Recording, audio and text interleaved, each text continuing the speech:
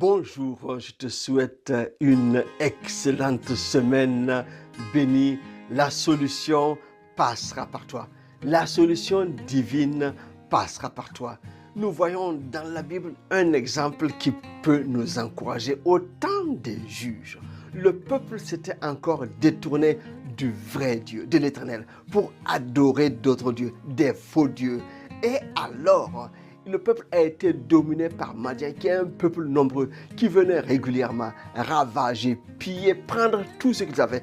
Quand le peuple d'Israël avait récolté, Madian venait tout enlever, tout emporter. Et le peuple d'Israël était impuissant devant l'ennemi. Pendant cette période qui a duré plusieurs années, c'était très difficile. Le découragement était là.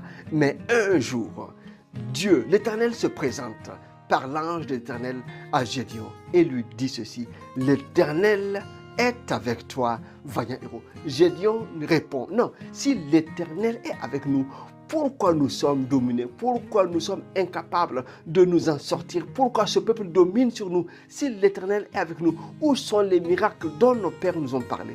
Peut-être tu te poses aussi la même question. Si l'Éternel est avec moi, pourquoi je passe par tant d'épreuves? Je viens dire, l'Éternel est avec toi. Reconsidère dans ton cœur sa présence.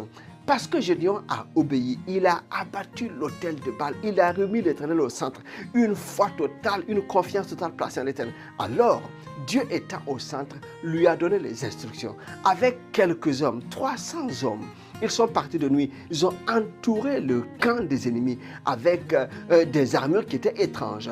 Une trompette et un flambeau caché dans une cruche. Au signal donné, la cruche a été brisée, la trompette a été sonnée. Et Dieu a pris le devant. L'Éternel a semé la confusion dans le camp ennemi. Ils se sont levés. Ils ont commencé à s'entretuer eux-mêmes. Et ils ont pris la fuite.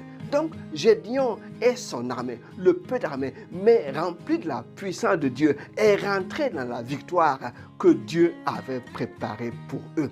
Donc, sache que les épreuves ou l'épreuve par laquelle tu passes, Dieu a déjà préparé un chemin par lequel tu dois sortir. Il faut donc le considérer. La présence de Dieu en toi. Reconsidérer ton intimité avec l'Esprit de Dieu. Dire à Dieu, je te fais confiance. Je sais que tu ne m'abandonneras pas. Viens au secours de mon incrédulité. Alors, comme la mer rouge, un chemin s'ouvrira pour toi et tu seras délivré et tu donneras gloire à Dieu. Tu vivras et tu écriras ta vraie histoire en Christ. Pas la fausse, la vraie histoire. Dieu te bénit et il te donne de triompher. La solution passera par toi. Je te souhaite une excellente semaine. Tiens bon. À bientôt. Bye bye.